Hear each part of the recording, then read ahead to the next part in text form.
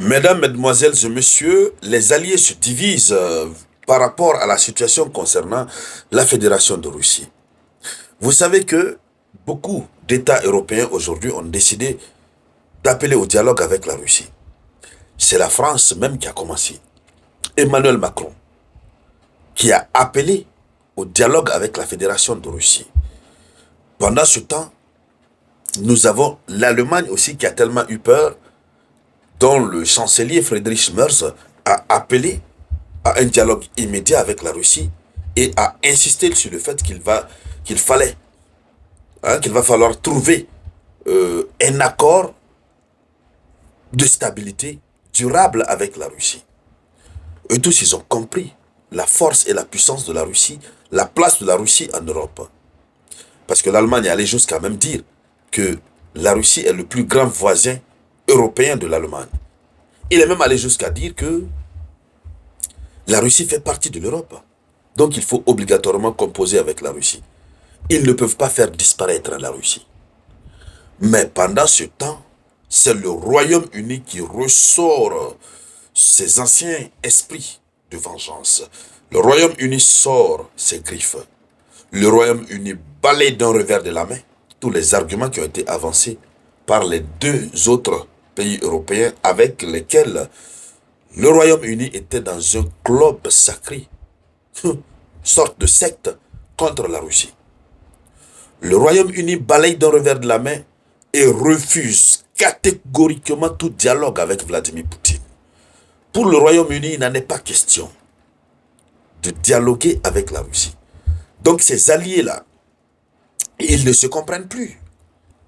Mais je crois que cette position du Royaume-Uni va être tempérée très bientôt. Parce qu'au demeurant, le pays qui était ciblé, dont les deux nucléaires opérationnels étaient ciblés par la Russie, c'était l'Allemagne. Et du moins, le Royaume-Uni, j'allais dire. C'est le Royaume-Uni qui était visé. Mais comme arrivé à un moment donné, la Russie a changé de cap pour se rediriger vers l'Allemagne et la France, le Royaume-Uni se croit tout permis. Mais c'est parce que le Royaume-Uni n'a pas encore vu la muerte venir, l'apocalypse venir.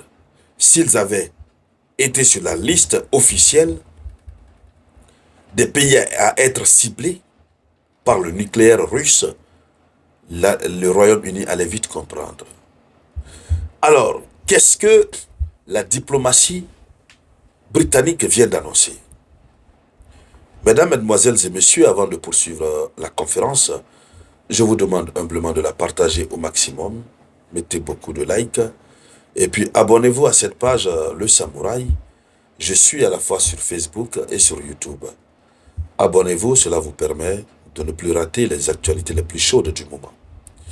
D'accord? Allons-y donc dans les profondeurs, mesdames, mesdemoiselles et messieurs.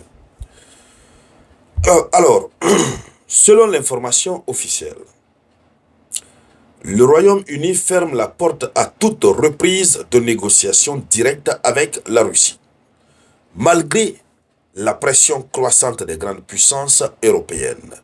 Il faut rappeler, les grandes puissances européennes sont en train de mettre la pression qu'il faut aller au dialogue avec la Russie. Parce qu'en ce qui concerne l'Ukraine, là, il y a de cela quelques jours, on n'en parle pas, mais sur le terrain, la Russie est en train de finaliser les choses. Ah non, ce sont les résultats seulement qu'on va voir. La Russie continue de labourer comme pas possible l'Ukraine. Le mot labourer même est très faible. Alors, la chef de la diplomatie britannique, Margaret Cooper, c'est elle qui fait l'annonce. Margaret Cooper affirme que Londres rejette les initiatives de la France et de l'Italie pour rétablir le contact avec Vladimir Poutine. Londres rejette. Et un rejet catégorique. Alors, quel est l'argument utilisé? Elle dit ceci. Elle dit, nous n'avons aucune preuve que Poutine veuille réellement la paix. Nous n'avons aucune preuve que Poutine veuille réellement la paix. Vous savez, c'est leur argument habituel. Non, on ne sait pas si Poutine veut vraiment de la paix. Ah, mais si Poutine ne veut pas de la paix, vous devrez vouloir de la paix. Et parmi les pays européens, ceux qui veulent de la paix ont commencé à appeler au dialogue. Comment vous faites pour savoir que Poutine ne veut réellement pas de la paix? Donc, voici ce sur quoi Mme Cooper a insisté, fermant toute possibilité de compromis pour l'instant. Donc, pour Londres, le cœur de l'action diplomatique reste l'Ukraine. Il ne faut pas changer d'horizon, il faut s'orienter directement sur l'Ukraine. Tout ce qui peut être apporté comme soutien militaire à l'Ukraine, il faut l'apporter. Alors, elle dit que l'action diplomatique reste l'Ukraine, les États-Unis d'Amérique et l'Europe, tandis que Moscou n'est pas prêt à discuter. Donc, au lieu du dialogue, le Royaume-Uni appelle à durcir les sanctions contre la Russie.